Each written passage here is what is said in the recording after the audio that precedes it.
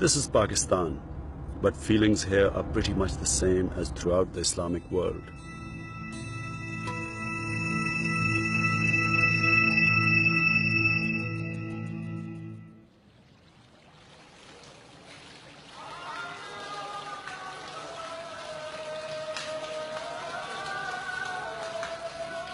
No one wants to call the military action in Afghanistan the war against Islam. But if you're a Muslim, it sometimes feels like that. I'm a Muslim. I have faith in God and I live by the Quran. Unfortunately, there are people in the West who think this makes me some kind of a religious extremist. But it's simply not true. The fundamentals of Islam are justice, compassion, tolerance, charity, and above all, humility before God. There's nothing in the Quran that's against progress and modernity.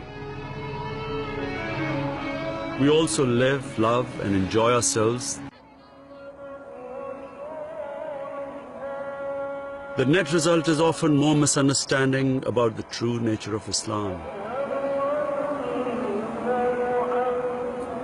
It's most unfortunate that most people in the United States do not understand what Islam is. For them, Islam equals fundamentalism. But for the majority of Pakistanis, this is not the case. For them, Islam gives them direction in life. It gives them moral values that has sustained the family system in this part of the world. Islam means coming to terms with a very harsh reality. The majority of the population live below the poverty line in this part of the world. Islam also means dignity for a lot of Muslims. Dignity because once you pledge obedience to the one God, it frees you from worshipping the false gods, gods like the material God. It also means that you believe in the hereafter. And people who believe in the hereafter lead their lives differently to those who believe that this is the be-all and the end-all. Islam has been the dominant force here for over 1,000 years. At a time when England was wrestling with William the Conqueror, and the United States didn't even exist, this was a mighty empire. Its descendants today may be vastly poorer than Americans, but this decline has nothing to do with Islam. It doesn't mean our traditions and our beliefs are in some way inferior. It's the feeling that Americans believe in their own cultural superiority and the fear that our own way of life will be overwhelmed that leads to a reaction against them. The roots of this resentment against America go back to the days of colonialism.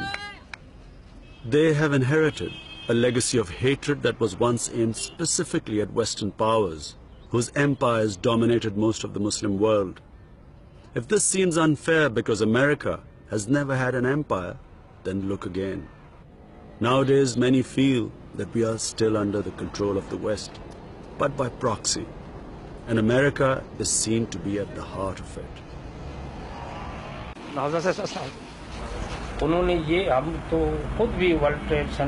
The entire Muslim world, and he said including himself and all religious people, everyone condemned what happened in Washington and New York. And now they have, without establishing the guilt, the proof, they have started attacking Afghanistan. He visits Afghanistan a lot. A lot of his students have been are there in positions of authority, and he says you cannot imagine the way those people have been destroyed by war. Says the Quran says that when you have differences, sort them out with wisdom and compromise, and do not resort to what is happening in Afghanistan. In other words, do not resort to aggression.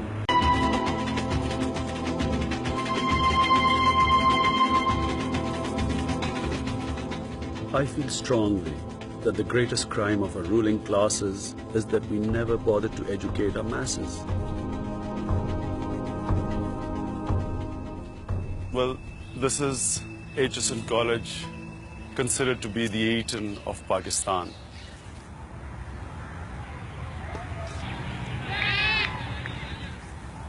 This is the first classroom I went to. First ever class I attended, and I spent 10 years in this school. When I came out, like the majority of students who came out from HSN, we understood the Western culture better than our own. Our thinking was westernized. We wore Western clothes. Our idols were Western. Pop stars, movie stars. We read English newspapers. They read Urdu newspapers. The civil service, which was the best profession in Pakistan, you could only get in if you had a good grasp of English and Western knowledge. So the majority of the population was excluded. And so the resentment began to grow. It's growing all the time. It's against the small westernized elite, which has hogged everything in this country, which is the little privileged class, which has not shared everything with the majority. And now the majority, when it turns against us, it also turns against West, because we, for them, epitomize everything that's wrong with the West.